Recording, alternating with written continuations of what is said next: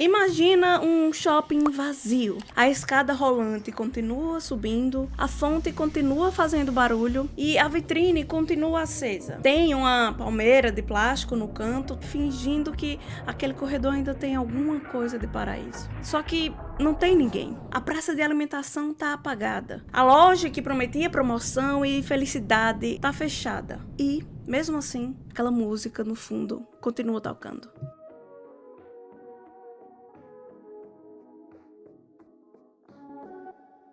Sabe, aquela música feita pra preencher buraco, pra não deixar nenhum silêncio e pra deixar a pessoa confortável o suficiente pra comprar um pouco mais. Só que não tem gente comprando. Quando não tem adolescente andando sem rumo, sem dinheiro no bolso, quando não tem um casal passando pela vitrine, aquela música ela começa a parecer outra coisa. Parece que alguém esqueceu o futuro ligado na tomada. Essa é a sensação que mora no Vaporwave. Uma estética feita de shopping vazio, música lenta, computador velho, aquela estátua grega, neon, japonês decorativo, VHS, Windows antigo e uma saudade meio esquisita de um lugar onde talvez tu nunca tenha nem estado. O Vaporwave parece nostalgia, mas tem uma coisa errada nessa saudade. Porque ele não parece sentir falta exatamente do passado. Ele parece sentir falta de um futuro que foi vendido pra gente,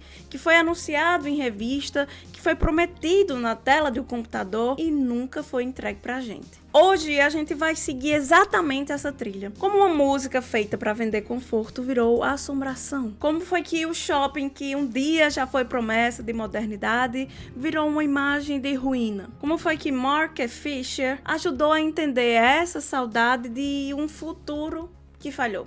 E como é que a internet pegou uma crítica do consumo e fez o que ela sempre faz? Transformou em wallpaper, camiseta, playlist e trend. Porque o Vaporwave, ele ri dessa propaganda e também faz parecer que tá magoado com ela. O Vaporwave, ele não nasceu de uma cena tradicional. Não tinha exatamente uma rua, um bairro, uma casa de show ou uma galera se encontrando toda sexta-feira no mesmo lugar. Ele nasceu mais parecido com um monte de aba aberta na madrugada. Lá no começo de 2010, em fóruns, comunidades de música, Tumblr, tinha gente mexendo nos restos de uma cultura que ainda nem parecia antiga o suficiente para virar ruína. Pegavam o smooth jazz, o RGB, música de propaganda, som de computador, pedaço de hit antigo. Coisas que parecia ser velha demais para ser novidade, mas recente demais também para parecer uma relíquia. Lá em 2009, Daniel Lopatin,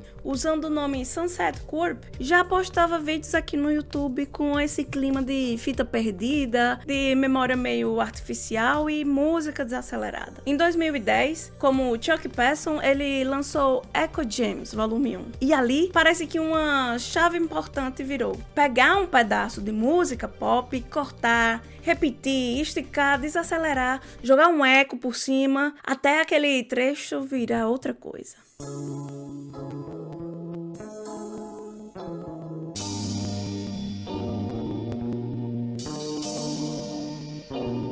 É quase perverso. Você pegar uma música que nasceu para ser consumida rápido, bonita, limpa e deixar ela presa num corredor por tempo demais. Ela começa feliz, depois fica estranha, depois fica triste e depois parece que tá te relembrando de alguma coisa que ela nem sabe mais o que é. Aí, em 2011 vem Floral Shop, da Ramona Xavier como Macintosh Plus. E o Vaporwave ganha uma cara que grudou na internet. Era aqueles bustos gregos, rosa e azul, computador antigo e uma sensação de loja fechada por dentro de um sistema operacional velho. O nome também entrega o jogo. Vaporwave conversa com Vaporware. Era o termo da tecnologia para produto anunciado com um alarde, cheio de promessa, cheio de expectativa, mas que nunca chegava de verdade. Olha a esperteza aí desse negócio. Até o nome já parece um produto que ficou preso entre a propaganda e a entrega. E talvez seja por isso que o Vaporwave combina tanto com o nosso tempo. A gente vive cercado de coisas anunciadas como futuro, mas acaba sendo entregue pra gente como cansaço. Só que antes de falar desse futuro perdido, a gente precisa escutar uma coisa que foi criada justamente para não ser escutada. Muzaki era aquela música de elevador, sabe? De sala de espera, de telefone em espera. A música que tá em todo lugar, mas que ninguém escolhe ouvir. Era uma música que queria fazer o ambiente funcionar. Em shopping e em loja, ela deixava o espaço mais, digamos assim, macio, sem silêncio, sem atrito, sem aquele vazio que faz a pessoa lembrar que talvez nem precise comprar nada. Era quase um papel de parede acústico, sabe? E o truque era realmente esse: funcionar sem aparecer. Só que veio o Vaporwave e fez a grosseria de prestar atenção. O Vaporwave, ele pega essa música que deveria passar desapercebida pela gente, aí ele vai e desacelera,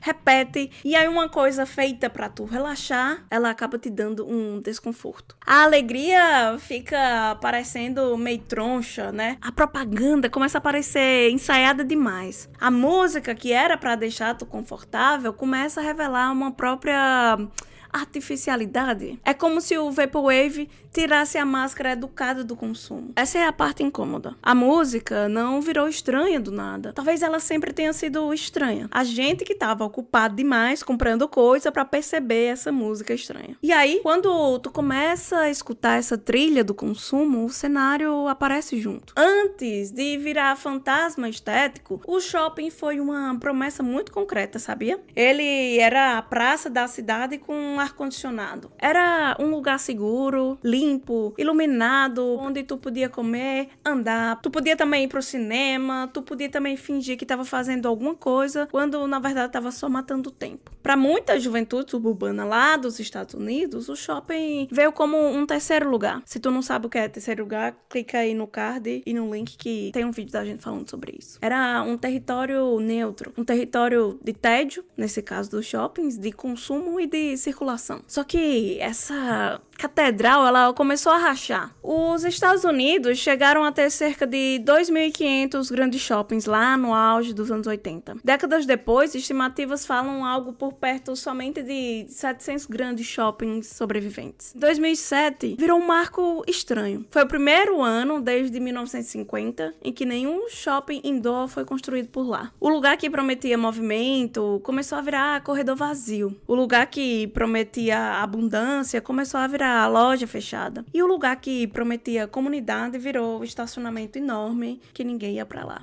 O Vaporwave entende essa cena melhor do que muita análise comportada, viu? Ele não precisa mostrar o shopping pegando fogo. O Vaporwave, ele só mostra o lugar ainda limpo, ainda iluminado, ainda tentando parecer funcional. E isso acaba sendo pior, porque nada acabou de uma vez, só ficou funcionando sem alma. E talvez seja por isso que o Vaporwave não pareça só saudade. Parece o luto de uma coisa que ninguém sabe dizer direito se chegou a existir ou não. Uma saudade de um futuro que prometeram pra gente e não chegou.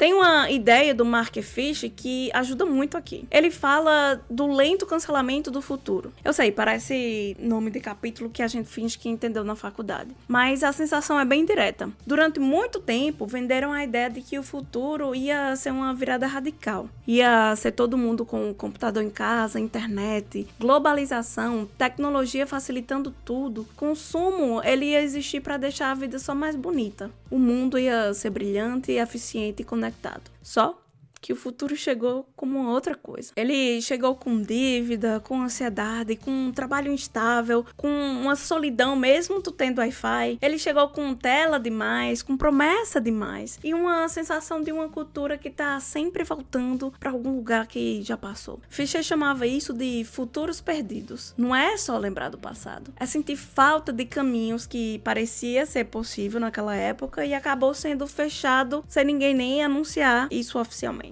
E o Vaporwave parece justamente o som disso. Tu fica ali ouvindo uma promessa tocar no fundo como se alguém fosse atender. Só que ninguém atende. E tem um detalhe importante pra não confundir esse vídeo com o Y2K. Porque o Y2K era o futuro chamando e o Vaporwave era a alegação caindo.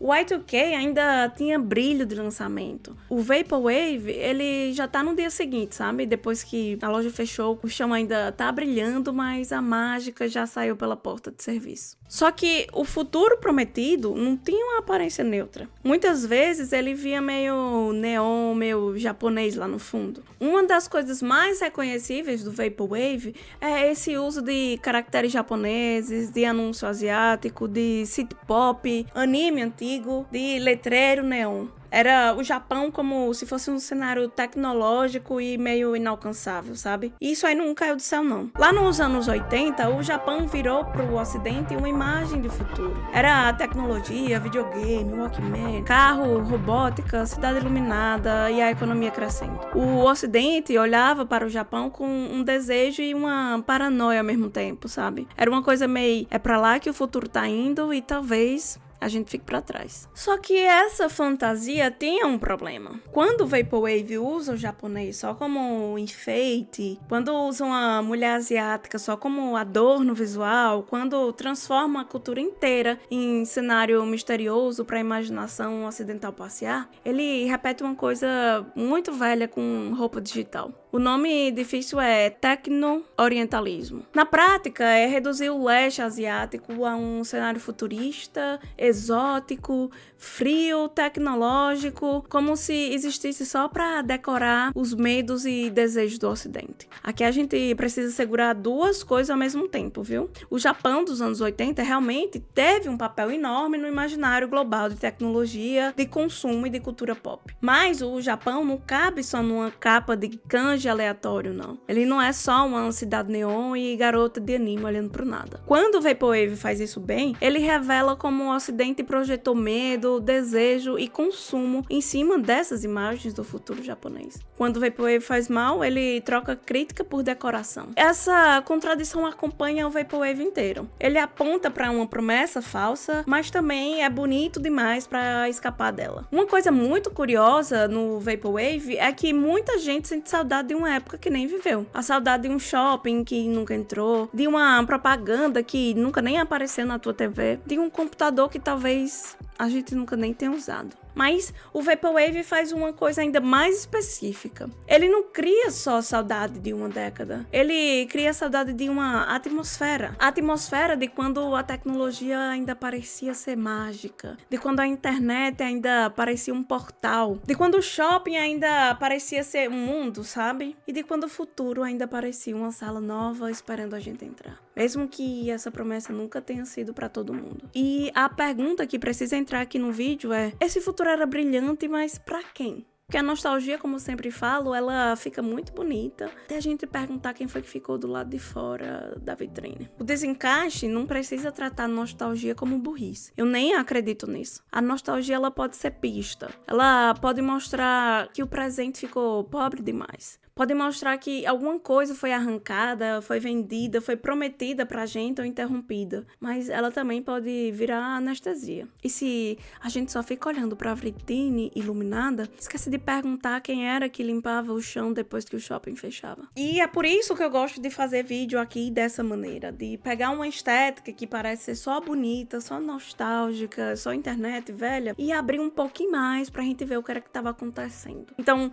se esse tipo de incel faz sentido pra tu, se inscreve no canal, taca a curtida nisso aí. A gente ainda vai mexer em muita coisa que ficou brilhando na nossa memória, mas talvez estivesse pedindo alguma olhada a mais. Puxa a cadeira e continua comigo. Porque toda a estética que começa como pergunta, ela corre um risco enorme de virar só um produto. O mercado percebeu. Ele sempre percebe quando é que uma dor começa a ficar bonita. O Vaporwave nasce brincando com o resto do consumo, né? Logo antiga, propaganda, shopping, computador, produto, tudo aquilo que tentava vender um futuro perfeito. Aí o próprio sistema olha para essa crítica e fala, como sempre, como é que ele fala? Gostei, dá para vender. A estética que ironizava o consumo acaba virando um produto. O fantasma virou decoração. A crítica virou fundo de tela. A música do shopping morto vira playlist para relaxar enquanto tu responde e-mail. E aqui que mora a contradição interessante. O Vaporwave, ele critica o capitalismo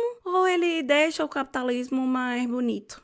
Talvez os dois. Ele tem força crítica quando faz a gente escutar o vazio da propaganda e o vazio desse consumo todo. Mas aí ele vira mercadoria quando a gente consome só a superfície. Quando a gente só consome o rosa, o azul, o busto, a palmeira, o kanji e o glitch. A assombração vira decoração de quarto. E eu não vou bancar superior aqui não, viu? Eu amo essa estética. A imagem é linda, o som tem uma calma estranha. Dá vontade de morar 5 minutos dentro daquele shopping vazio só pra não responder nenhuma mensagem, não produzir nada, não prometer nada. O problema começa quando a gente esquece a pergunta. Porque o Vaporwave sem pergunta, ele vira só um papel de parede triste. E eu não quero deixar esse vídeo só no busto grego, na palmeira e na tela azul. Tem gente andando nesses corredores. Tem adolescente ouvindo mal soft de madrugada porque a casa tá barulhenta. E aquele som vazio parece mais calmo do que a própria vida. Tem produtor de quarto, sem gravadora, sem estúdio, pegando um simple velho e criando um mundo inteiro com um computador simples. Tem gente que descobriu o city pop japonês por causa do Vaporwave. Tem mulheres produzindo música na internet que durante muito tempo pareceu clube fechado de homens em fórum. Tem gente que encontra conforto justamente nesse corredor sem ninguém. E tem a gente, aqui nostálgico. Gente que cresceu ouvindo que o futuro ia ser mais fácil, que tudo ia ser mais leve, que a tecnologia, na verdade, ela ia aproximar a gente. Que a internet ia te liberar. Que a gente ia consumir certas coisas e dar uma sensação de chegada. Mas aí agora, a gente vive com o celular na mão, com a cabeça cansada e com a impressão de que o futuro virou uma aba aberta que ninguém mais fecha. Talvez por isso o Vaporwave pegue tanto. Ele não tá gritando com a gente. Ele deixa a promessa tocando no fundo até ela ficar insuportável. O Vaporwave, ele ficou porque ele percebeu uma coisa antes da gente conseguir explicar direito. O futuro, ele não acabou com uma explosão. Ele acabou com uma música ambiente continuando a tocar, com uma vitrine acesa, com uma tela de boas-vindas, com uma promessa de conforto, com um shopping que ainda parecia limpo, mesmo depois de perder o sentido. O Y2K era o futuro chamando. O Vaporwave, a ligação caindo. Talvez por isso essa estética não seja só uma estética bonita. Tem ainda uma tristeza que é difícil tirar dali. Porque ela pega imagens que prometia um futuro brilhante e toca tudo como uma fita velha derretendo. Ela pergunta sem nem levantar a voz. Era esse o futuro? A nostalgia do Vaporwave não precisa ser prisão. Ela precisa ser uma pista pra gente. Uma pista de que o presente acabou ficando estreito. De que a gente tá cansado de promessa com logotipo. De que sentir saudade de um futuro que nem chegou talvez seja também uma maneira da gente admitir que ainda queria imaginar outro futuro. No fim, o Vaporwave é isso. É uma música de espera. É um shopping vazio. É uma tela antiga dizendo bem-vindo. E uma geração inteira ouvindo o eco da promessa, tentando descobrir se ainda tem alguém do outro lado da linha. Se tu já sentiu saudade de uma época que tu nem viveu, me diz aí nos comentários. Era o quê? Era uma música? Era um jogo? Era uma tela de computador? Ou era só aquela sensação estranha de que o futuro em algum momento saiu pelas portas do fundo? Puxa a cadeira e até o próximo ensaio.